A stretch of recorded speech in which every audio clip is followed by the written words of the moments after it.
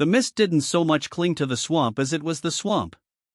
It was a thick, pea-soup fog that swallowed sound and light, turning the world into a gray, suffocating coffin. Elias was hopelessly lost. His map was a soggy pulp in his pocket, his phone had long since died, and every gnarled, moss-bearded tree looked exactly the same. A squelching sound accompanied every step, the mud pulling greedily at his boots.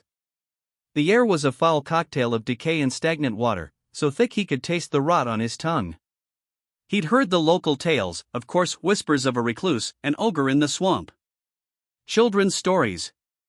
Comforting fables to keep kids from wandering too far. He'd laughed at them then. He wasn't laughing now.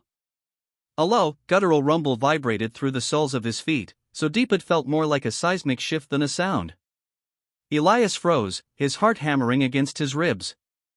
An animal. Just a bullfrog. Or a gator. Then he saw it.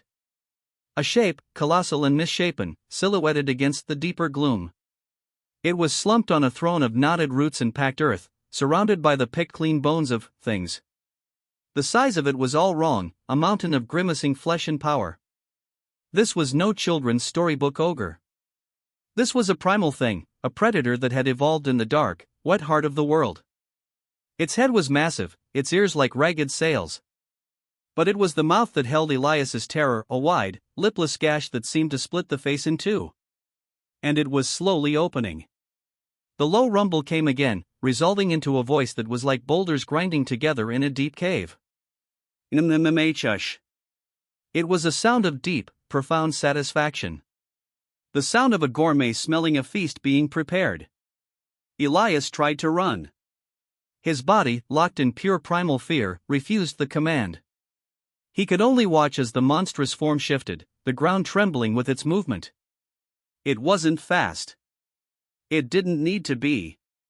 Its presence was a trap, the very air around it was a prison.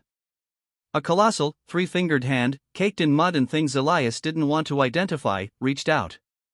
Not for him. Not yet.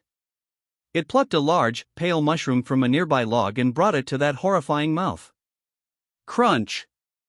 The sound was explosively loud in the silent swamp. Juice, dark and viscous, dribbled down its chin. The ogre's eyes, previously half-lidded in boredom, slid open. They locked onto Elias. They were a startling, intelligent green, but there was no warmth in them, no recognition. Only a deep, bottomless, ravenous hunger. It had smelled new prey. Fresh meat. Layers. It rumbled, the word a promise of violence. You have layers. Elias finally found his legs.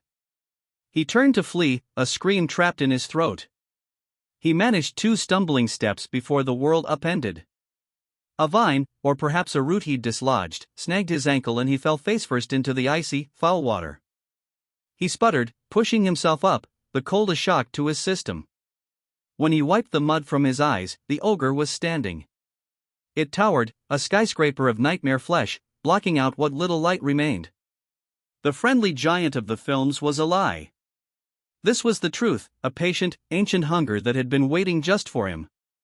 Its shadow fell over Elias, final and absolute. The wide mouth opened wider, impossibly wide, revealing a darkness deeper than the swamp night. The last thing Elias heard was not a roar, but a deep, wet, hungry inhalation. And the last thing he saw was the satisfied gleam in those green eyes as the world went dark. He thought the swamp was empty. But the ogre was hungry.